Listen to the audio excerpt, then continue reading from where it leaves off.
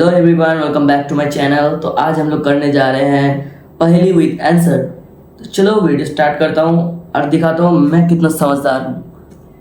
तो हम लोगों ने निकाल लिया है पहेली विद आंसर का पहला पार्ट। एक मस्त सा पार्ट निकालते हैं। पहला जो पार्ट है वही निकालता हूँ। मेहुल को फोन लगाया। डिटेक्टिव मेहुल चोरी हुए घरों को मैप्स में देखता है तो उसे समझता है कि चोरी पहले हाउस नंबर 1 में हुई, फिर 4, 9, 16 और 25 में हुई। वो समझ जाता है कि अगली चोरी कहाँ होने वाली है। कैसे? क्या आप बता सकते हैं अगली चोरी कहाँ होने वाली है? ध्यान से सोचिए और आपका आंसर कमेंट कर दीजिए। पहली चोरी हुआ है 1, फिर 4, 5, 6, 7, 8, 9, 5 के बाद 9 के बाद 16 नंबर में, फिर 25 नंबर। अगली चोरी घर नंबर 36 में होगी। अगर आप देखेंगे तो नंबर स्क्वायर्स में है। पहला 1 स्क्वायर, फिर 2 स्क्वायर, फिर 3, फिर 4, फिर 5। तो अगला हो जाएगा 6 स्क्वायर मतलब 36। मेहुल और गणपत हाउस नंबर 36 में पहले से पहुंच जाते हैं। चोर आता है और मेहुल उसे पकड़ लेता है। Detective Mehul rocks. इसी बात पे जल्दी से वीडियो को लाइक कर दीजिए। चलिए अगली पहेली देखते हैं।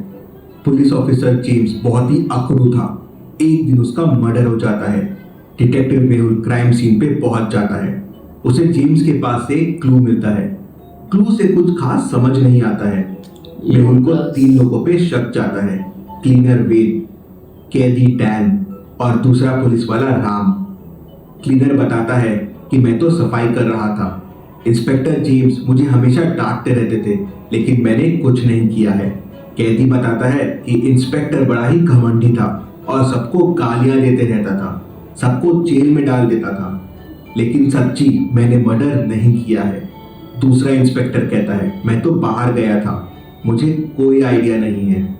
डिटेक्टिव मेहुल क्लूज को वापस देखता है और समझ जाता है कि खूनी कौन है। कैसे? क्या आप बता सकते हैं खूनी कौन है? मुझे लगता है खूनी UTC U+1। खूनी वेद है। जेम्स ने क्लू में जो अल्फाबेट लिखे थे उसमें +1 कर दीजिए। यू के बाद वी आता है, डी के बाद ई और सी के बाद डी। तो ये हो जाएगा वेद। मेहुल तुरंत वेद को पकड़ लेता है। चलिए अगली पहेली देखते हैं। रोहन का मुंबई के एक बहुत बड़े कॉलेज में एडमिशन हो जाता है। वहाँ रोहन बहुत नए नए लोगों से मिलता है। तभी वो सना से भी मिलता है और पहली नजर में उसे सना से प्यार हो जाता है। लेकिन सना रोहन को बिल्कुल भाव नहीं देती और कहती है कि उसका पहले से ही बॉयफ्रेंड है। रोहन दुखी हो जाता है और वहां से चला जाता है। अगले दिन जब सना और उसका बॉयफ्रेंड कॉलेज से आ रहे होते हैं तो कुछ गुंडे उन्हें घेर लेते हैं। गुंडों को देख उसका बॉयफ्रेंड वहां से भाग जाता है। सना डर जाती है। गुंडे उसका फोन छीन लेते हैं, उसका पर्स छीन लेते हैं। तभी वहां से रोहन भी गुजर रहा होता है। उसका ध्यान सना पे जाता है। वो तुरंत वहां पहुंच जाता है। गुंडों की बहुत पिटाई करता है। गुंडे चिल्लाने लगते हैं, बस बस अब हम ऐसा नहीं करेंगे, अरे इतना भी मत मारो रोहन हमें। रोहन गुंडों की बहुत पिटाई करता है और गुंडे वहां से भाग जाते हैं। सना बहुत गुस्से में आ जाती है और रोहन से कहती है कि अब से मुझसे कभी बात मत करना। क्यों? रोहन ने तो सना की जान बचाई, फिर सना क्यों रोहन पे गुस्सा हो गई? क्या आप बता सकते हैं ऐसा क्यों हुआ? क्योंकि रोहन ने गुंडे भेजे होंगे इसलिए। चलिए इसका आंसर देखते हैं। गुंडे रोहन के भेजे हुए ही थे क्योंकि एक गुंडा चिल्लाता है, रोहन इतना भी मत मार मुझे। गुंडे को सब पता है मुझे। पता चला वही सना। पहला 2 में थोड़ा मात लग गया था। चलिए अगली पहेली देखते हैं। मुंबई में एक ब्यूटी कॉन्टेस्ट चल रहा था। सना ब्यूटी कॉन्टेस्ट जीत जाती है। करीब 10 बजे कॉन्टेस्ट खत्म होने के बाद सना वॉशरूम जाती है। वॉशरूम में सना का मर्डर हो जाता है। मर्डर को सॉल्व करने के लिए डिटेक्टिव मेहुल क्राइम सीन पे पहुंच जाता है। मेहुल 2 चीजें ऑब्जर्व करता है। पहली, सना का क्राउन गायब है और दूसरी, सना की वॉच टूट गई है। मतलब सना और मर्डरर के बीच हाथापाई हुई है। वॉच में 10:04 हुए हैं, मतलब अराउंड उसी टाइम सना का मर्डर हुआ है। मेहुल 3 लोगों से पूछताछ करता है। पहली कंटेस्टेंट, वो कहती है, सर मैं तो मेरे बॉयफ्रेंड के साथ फोटोज ले रही थी, ये देखिए मेरे फोटोज। कैमरामैन कहता है, सर मैं तो यही सारे कंटेस्टेंट्स के फोटो ले रहा था, मुझे मर्डर के बारे में कुछ नहीं पता है। ऑर्गेनाइजर कहता है, सर मैं तो मेरी वाइफ से बात कर रहा था, ये देखिए मेरा फोन, मुझे भी मर्डर के बारे में कुछ नहीं पता है। तीनों की बातें सुनने के बाद और क्लूज को समझने के बाद मेहुल समझ जाता है कि कौन झूठ बोल रहा है और कौन खूनी है। ध्यान से क्लूज को देखिए और जल्दी से आपका आंसर कमेंट कर दीजिए।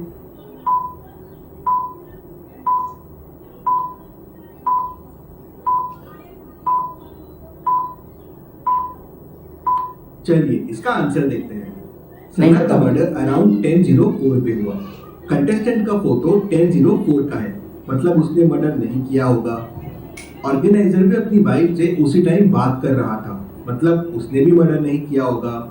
और कैमरामैन का फोटो भी 10:04 का है, लेकिन उस फोटो में सना भी है। ऐसे कैसे पॉसिबल है? मतलब ये कैमरामैन झूठ बोल रहा है, उसने टाइम एडिट किया है, वही वो ओह। पकड़ा जाता है। मेहुल सना का तो मर्डर हो गया था ना। चलिए अगली पहेली देखते हैं। होता है आपके सामने ये पिज्जा है, मैं पिज्जा को पिज्जा बॉक्स ए में रख रहा हूँ। अब मैं इन्हें घुमाऊंगा, आपको बताना है ये वाला पिज्जा बॉक्स कहाँ रहता है। ये थोड़ा टफ है तो ध्यान से देखिएगा। तो चलिए शुरू करते हैं।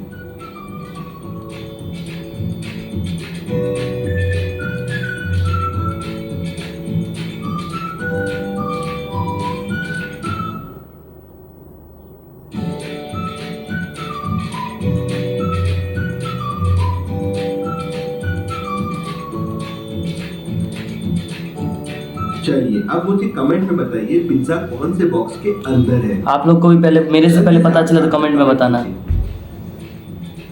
अगर आप लोग को पता चल गया है कौन से वाले में तो कमेंट कर दो जल्दी।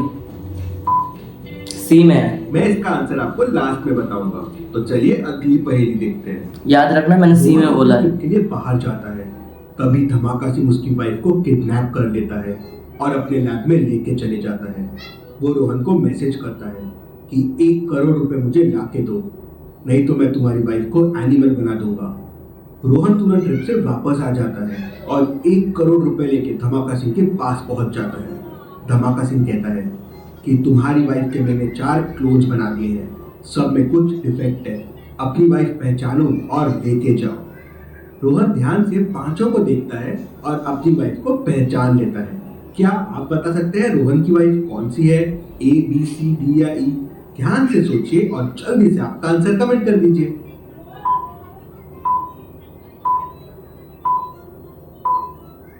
डी है, डी। नहीं, B B B B B B B है। रोहन की वाइफ को दिल नहीं है तो फर्स्ट वाली नहीं है, सेकंड की फिंगर मिसिंग है, थर्ड की नोज मिसिंग है और फोर्थ की आईब्रोज मिसिंग है, तो फिफ्थ वाली रोहन की वाइफ है। रोहन पहचान लेता है और उसे लेके चला जाता है। चलिए अगली पहेली देखते हैं। चलिए मुझे बताइए ऐसी कौन सी चीज है जिसकी परछाई नहीं होती? ध्यान से सोचिए और मुझे आपका आंसर कमेंट करके बताइए। परछाई नहीं होती। परछाई तो सबकी होती है। और इसका सही जवाब है सड़क, रोड। रोड की परछाई नहीं होती। चलिए अब मुझे बताइए ऐसी क्या चीज है जो जून में होती है दिसंबर में नहीं, आग में होती है लेकिन पानी में नहीं? सोचिए सोचिए और आपका आंसर कमेंट कीजिए।